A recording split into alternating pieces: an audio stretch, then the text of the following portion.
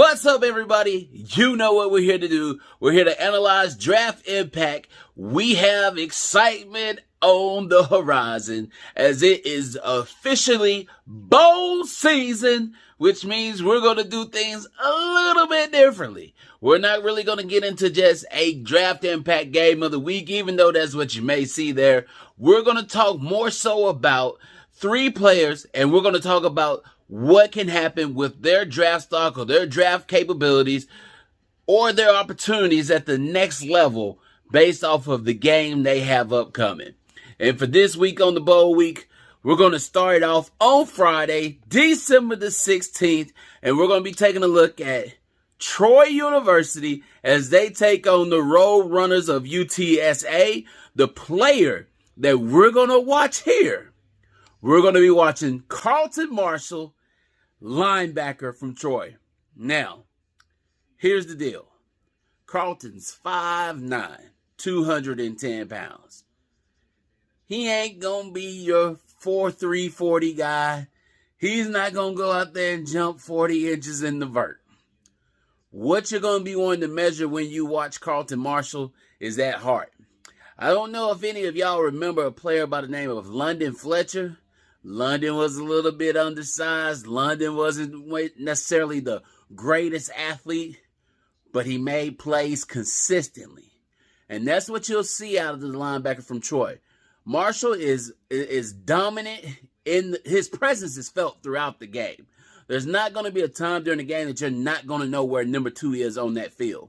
Now, I'm not saying this game is going to boost him up into a day 2 draft prospect. It may not even get him drafted at all. He could, again, be a UDFA. But I will tell you this much. If Marshall does get signed as a UDFA, he will be a part of that organization. I don't know if that's starting off practice squad and then eventually getting his shot, but I will tell you, he will get his shot and he will earn it. Complete dog. Gotta watch out for Carlton Martial. Number 2, linebacker, Troy University. Again, that game's Friday afternoon, ESPN. Make sure you check it out. Now, for our next game, we're going to be looking at the game between the Cincinnati Bearcats as they take on the Louisville Cardinals. Hey, now this is going to be an exciting game. Should be some explosiveness on the offensive side coming up out of this game. Plus, we got an inside story there.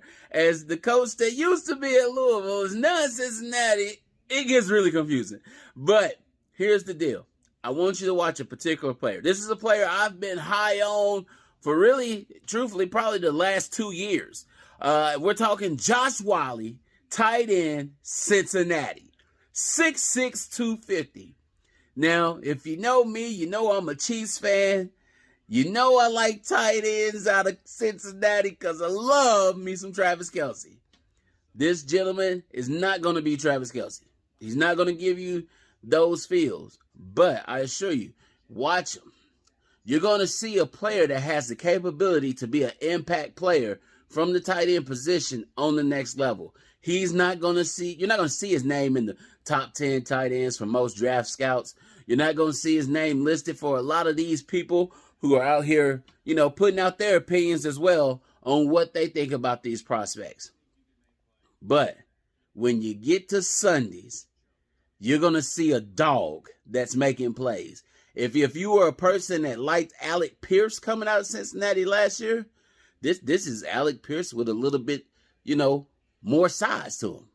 A little less speed, a little more size.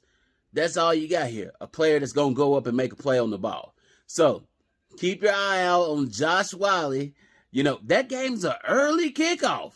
10 o'clock Central Time on Saturday, the 17th. But let's try to get up together. Let's turn it on and let's watch some people play some ball. Now, for our last game, we're going to stick on Saturday. We're going to stick on the ESPN network. And we're going to be watching the Florida Gators take on the Oregon State Beavers. Now, here's the player in this game that we're going to keep our eye on. Amari Burney, linebacker, University of Florida. Now, Burney has a chance to get himself into that day 3. You know, the better he plays, the more chance he'll have at really starting to push his name towards, you know, around round 5 as opposed to around round 7. This is the opportunity that he has to really push that stock up a little bit. You know, Burney's not the biggest linebacker. He's not the greatest athlete, but he's fundamentally sound. He's a playmaker. He comes up in the clutch. When the Gators started the season off with that big upset win over Utah, he was the one that sealed the deal with the late interception to shut the door on that game. So I want you to keep your eye on him. See what you see out there. I'm telling you, you're going to see a playmaker that has potential on the next level to be, you know, on a special teamer, be a big-time special teamer, a contributor in the special teams game.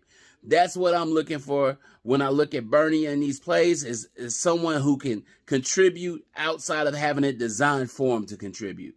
All right, so there you have it. 3 solid games this week, starting off on Friday the 16th. The next 2 coming on the 17th, all on the ESPN Family Network. Now, I need you to do one thing for me. Before you walk out of here, I need you to hit that thumbs up. Then I need you to hit that subscribe button, turn on those notifications, and also drop a comment. Let me know who I'm missing out on. Let me know what you need from me content-wise. I'm more than happy to provide it. Aside from that, you all have a wonderful rest of the week, and you enjoy bowl season. Thank you. Bye.